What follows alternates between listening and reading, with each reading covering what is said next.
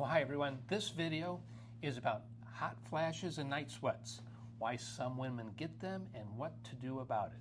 Hi, I'm Dr. Brian McGuckin, downtown Frankfort, Illinois, and recently I was at a seminar and the speaker mentioned that he had a doctor friend who was using chiropractic treatment on hot flashes and night sweats for his patients. So as a chiropractor, we're taught that the chiropractic treatment stimulates the nervous system, and it does, and it has a healing effect for the entire body. But I'm intrigued. How does this work? Why does it work? What's the research say about it? And most important is, what are we going to do for the night sweats, hot flashes? What can we do in the natural perspective? So now we're going to get into the details. This is going to be exciting. All right, everyone. All right, so the chiropractic treatment affects the nervous system with the manual adjustment. What happens is the nerves leave the spinal cord. Now, they'll go through the body. They'll go from the neck, they're going to go everywhere throughout the whole body, the upper body, your arms, your chest. But there are nerves that come back up into the brain. They're called cranial nerves. So when you treat the cervical spine, the neck, it can stimulate these cranial nerves, and that is the relaxing, calming effect. And what it does is it reduces the response that the nervous system has to the low estrogen. So those peptides, they're called neurokinins, they stimulate the nervous system, and that stimulation causes that hot flash, night sweat reaction. So if we, from the chiropractic perspective, the treatment is calming down the response, the nervous system response to the neurokinin, but it's not affecting the estrogen levels. So here's the research. When the estrogen's lower, so I'm getting a little older, and that perimenopausal thing, I'm getting my hot flashes, night sweats, the estrogen's dropping, and it stimulates the nervous system. We're not used to this. We're used to a certain level of estrogen, and the brain doesn't like that the estrogens are dropping. So it's the drop in estrogen stimulates the nervous system. The nervous system releases a peptide. It's a protein, it's called the neurokinin, and this neurokinin causes the irritating stimulation that we pick up as a heat dissipation, which is the night sweats, hot flashes. So the low estrogen, the brain's not used to it. It's not used to that level of estrogen, and it gets irritated, releasing an additional irritant, the neurokinin. Now, what we're after is making sure that the hormones are in balance. So there's three estrogens: estrone, estradiol, and estriol. Now, estrone has no physiologic effect. It's converted into estradiol. Now, estradiol makes you a female. When it's younger, it's extremely important. Older, you got there. You won that prize. So now I need just enough to maintain. You don't need a lot of it as you get older. But estriol you do need, and this is very important. This is muscle strength. I have to move a chair. I got to pick up the groceries. I have to move the table around the house, the furniture around the house. That muscle strength is estriol.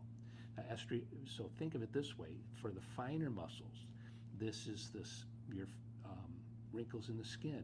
How do I maintain my skin? I got to maintain those finer muscles. The bladder control, that's a very fine muscle, and if we lose too much estriol, then I've got to worry about coughing or sneezing with bladder control issues. So that's what we do. Check the estrogens. We also check progesterone. Now, what progesterone does is it regulates the release of estrogen that's bound up in the bloodstream. Estrogen is stored in what's called the sex hormone binding globulin. Now, that stored estrogen is released when progesterone is available. So if progesterone is low, estrogen can stay in storage. So am I not making enough estrogen for my body's demand, or is my progesterone low and I just need more progesterone to release what I've got? Now, we need a little bit of testosterone, and we test that because we want to see the conversion of estrogen into testosterone. A very small amount should be there, but not a lot. We want to make sure the pathway is working properly. And DHEA comes from the adrenal glands, and what we're measuring there is excitation of the nervous system.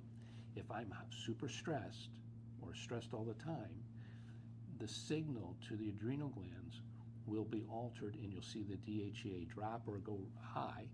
But if it's low, then we know that there's been some stress there, and that stress on the brain could be a reason for the elevated neurokinin that's causing my hot flash night sweat.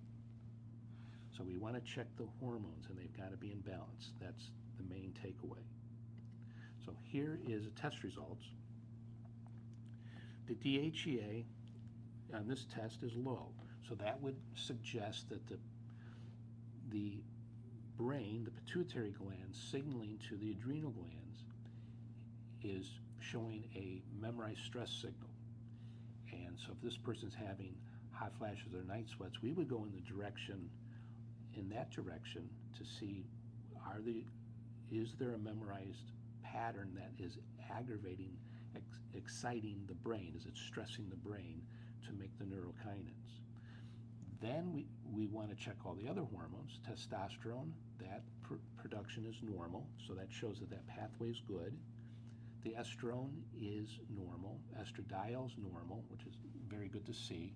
And the estriol is very, very good. So very happy about that. And the progesterone is excellent. So the hormones here are right where we want them to be. So if this person's having night sweats or hot flashes, we would go into the stress level and talking to that person about that, as well as testing the adrenal response to stress.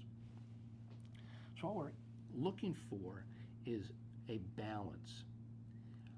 We need the nervous system to be in balance so that it does not produce in excessive amounts of this stimulant, the neurokinin, this peptide, this protein. So we're checking the hormones, we're evaluating the stress response, how happy everybody is, are we sleeping good, what is not right, and then we're looking for a way to bring this into balance. So what we'll use is we will test the hormones. If the hormones are off, we will use, it's an oil, they're the exact human duplicates. And the oils, what's nice about the oils is they go directly into the bloodstream from the skin. It does not store in the fat layer like the creams. The creams have some issues because it will store, and that causes a new problem. We'll use the chiropractic treatment. I specifically use what's called the Bennett reflex technique, neurovascular dynamics, along with a green light. Now, what the treatment does is it balances blood flow to the brain, relaxes the nervous system. It's very effective, and we found that the technique was amplified with green light while we were doing the treatment. The green light stimulates the pineal gland, and that stimulation relaxed the person tremendously. So we got that really, really helped, especially if there was more of stress-related responses. So we can test the adrenal glands. We'll test the output of the adrenal glands, the cortisol levels, because we want to make sure that that is not a reason for this increase in neurokinins. So it's a balance. That's what I want the takeaway to be. The hormones, adrenal glands, we can test it, we can bring it into balance, and we have treatments to help speed the response so that the brain goes back to a normal effect. Well, you have to let me know if that detail is good or if it's just too much. So please leave a comment if you like the detail or if I should just get to the fix. I wish a glass of wine would just get rid of it. But it gets detailed. So testing the hormones is really important. I like the saliva test because it matches to your age. You're not guessing. We know exactly where you are and where you should be. And if the person responds to treatments, we will use that, and we will use herbs, and we will test the adrenal glands if the person's not responsive.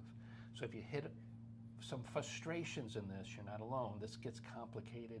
You really do have to be a detective to get into the details to find out why something's off. So leave a comment. Let me know if you like this. There's other things you can look at. Sign up for my newsletter if you're not getting it. Thanks for watching. We'll see you on the next video.